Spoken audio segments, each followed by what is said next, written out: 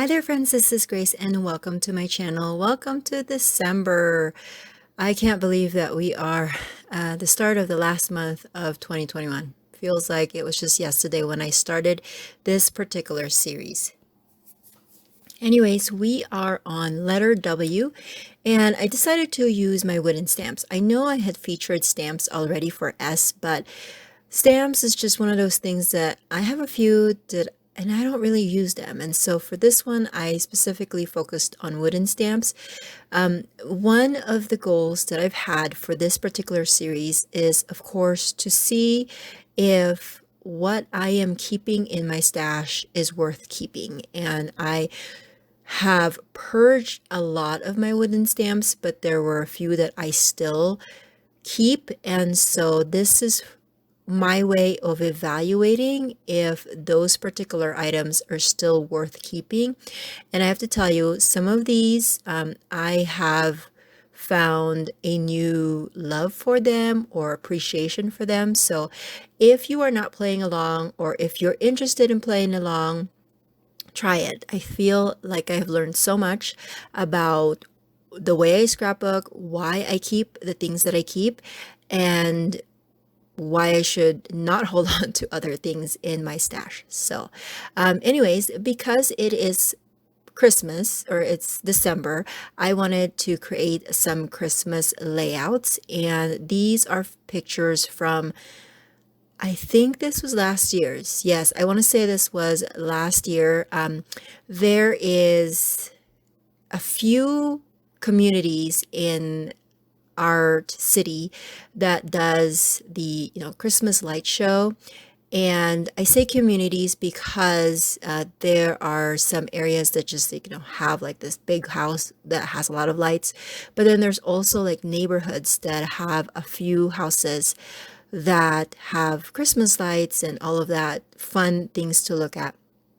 Anyways, there is a specific like lighting show kind of thing that a local landscape company had put together, wherein you follow their route and it takes you to different streets and areas, and it will help you to see the lights that are being displayed. And so that's what we did for Christmas Eve. We went and looked around the lights, and we haven't done that in a long time, like I would say more than 10 years.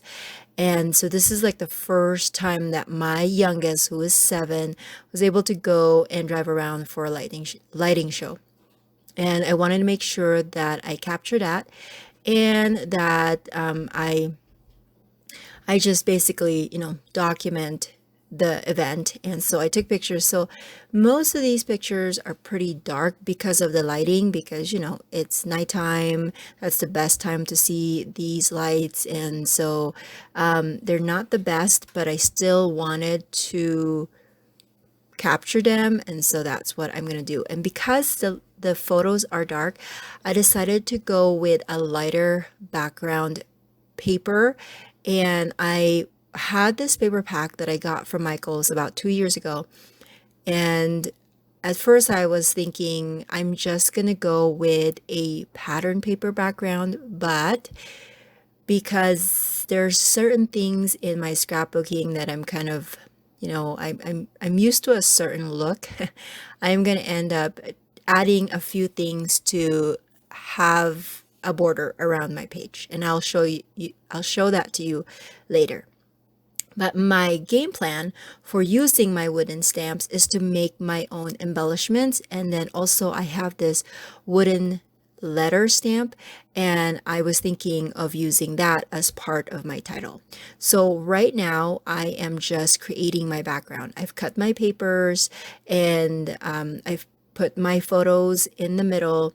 I did cut a few of the photos to move them around. Now, that photo of me and my family in the car, I had propped up my phone on the dash, no, not my phone, my big camera on the dashboard, and then we took a selfie. And I don't like how the what am I thinking about? The neck holder, or you know what I'm talking about. That the handle, that's what I'm thinking. The handle of the camera is right there, but of course when you're taking a selfie and you know it's not a phone, you don't see what you're doing. So anyways, I don't quite like that, but unfortunately that is the only photo that I have that all of us are captured. The other one, my youngest kind of looked out, and so he wasn't in the picture. And so I am going to go with that, even though I don't like that that handle is showing, but that's okay. And then I also pre-printed my journaling on craft cardstock. I'm doing something different and trying to print some pre-printed journaling or some pre-typed journaling on craft cardstock just to, I don't know, change it up a little bit. And also because when I was making this, I ran out of 8.5 by 11 cardstock, which is the one that I always use to type up my journaling. So, but you know, that's what happens when because lately I have just been going into like bursts of creation. I'm not creating consistently, and so I forget what I've missed or what items I am missing in my stash. So this is the point where I am going to be working with my wooden blocks or my stamp blocks. I am going to create layers of embellishment. The first thing that I'm going to do is I have this big kind of grid type of stamp or image, and I'm just using some scrap of pastel cardstock that I had to use for a different project. And why I'm using the scraps is because I just want to create a circle with it. And that's why in the beginning I showed you a bunch of dies, because I figured marrying my dies with this wooden stamp will help me create my own embellishments, and you know, I'll be able to use up more of my stash. And I have to tell you, I really enjoyed the process of this. It's one of those things where it's like I really like the effect or the ability to create my own embellishments, because then I can personalize it to that theme that I'm going for. But at the same time, I'm using a lot more of the tools that I purchased, because let's admit it, dies and stamps, they are more, I mean, they're more expensive or they cost more, because the idea is that you can use them over and over again. But I have learned too that I am more geared to using pattern paper, which is an easy consumable item, because then, you know, you can just buy it for like $1, and then it's okay if you don't, if you use it all up, you can buy some more and it's pretty cheap. Okay, before I continue with my monologue about making my own embellishments, let me show you the things that I've done. So I've stamped the house. I've made some little tags with some of my stamps too, and then I stamped that label with the number 2020, and then I also used my letter stamp to stamp the part of my title. Now, I really loved the effect of that stamping, because then I was able to cut them to make them look like tiles. And so when I finished doing that, I was like, man, why wasn't I not doing this a long time ago? You know, like I could have made my own letter tiles for so many projects instead of you know, buying them over and over again. I could just stamp them and then cut them into squares or triangles or whatever it is. So that is something that I want to remember doing. Now this is the point where I was looking at my page and I'm thinking, okay, this needs something else. It needs some kind of border, because again, I am a border girl. I need something to contain all of those items inside, and so that's what I'm doing here. I am cutting a strip of craft or brown cardstock, scrap cardstock, and then cutting them about 1/4 inch, and then I'm going to just miter the edges of it so that it will look like a frame, and then I'm going to add those to the corners of my double page layout.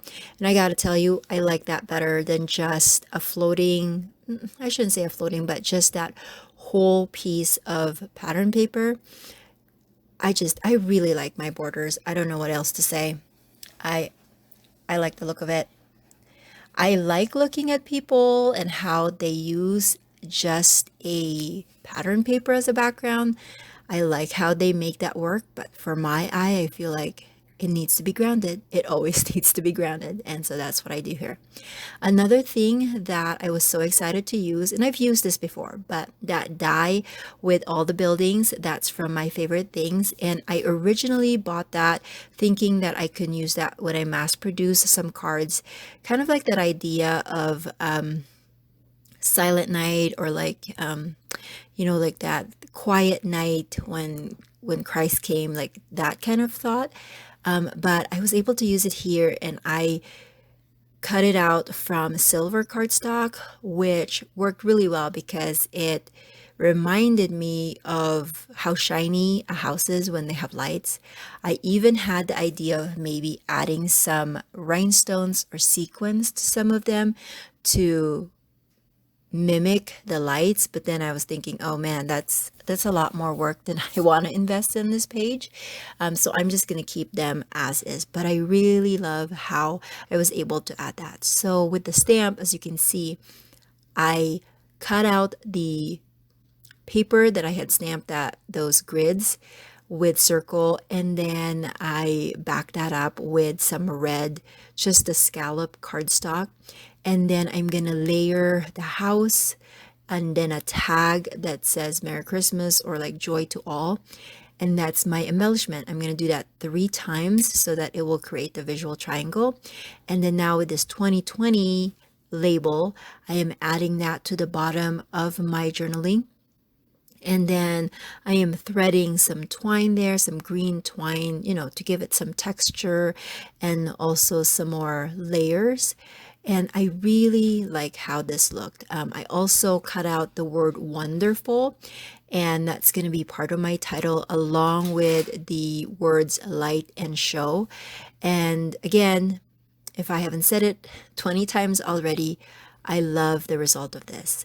I think part of why I like this layout is because it took me a while from start to finish, because lately I haven't been able to invest a lot of time in my own creations.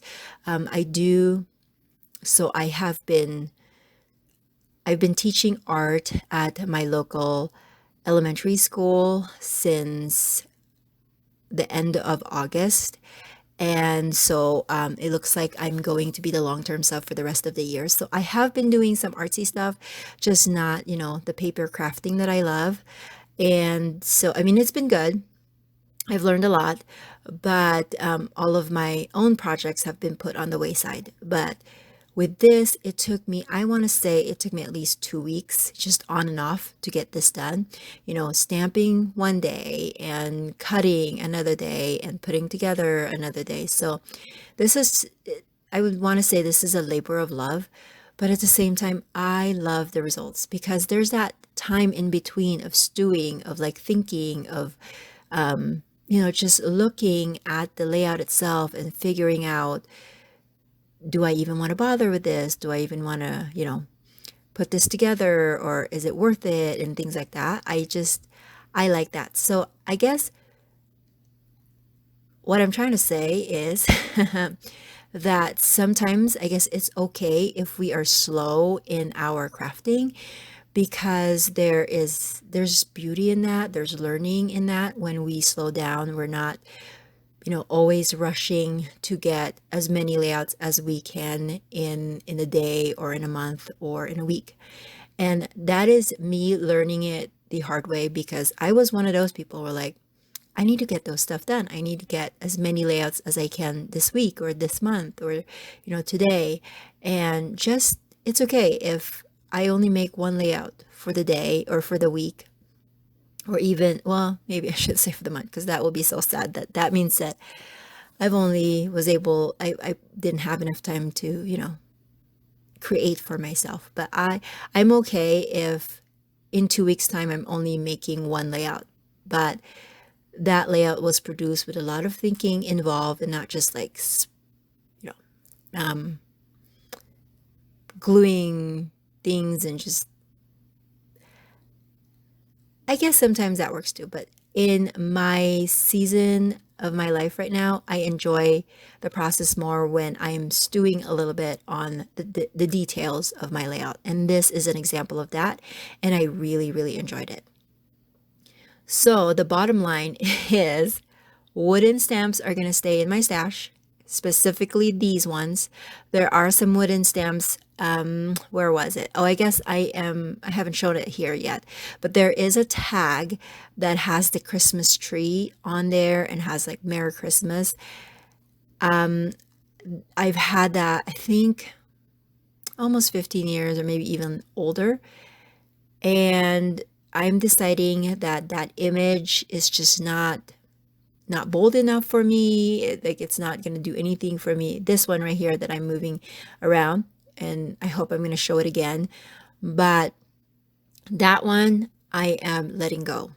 That stamp, that particular stamp, I'm going to let go because it's too thin for me. Like I feel like I need a thicker stamp that has a Christmas tree. So I've learned that that one is a no for me, but the rest is still a yes, and that I need to use it more often, just like all the other stuff in my stash.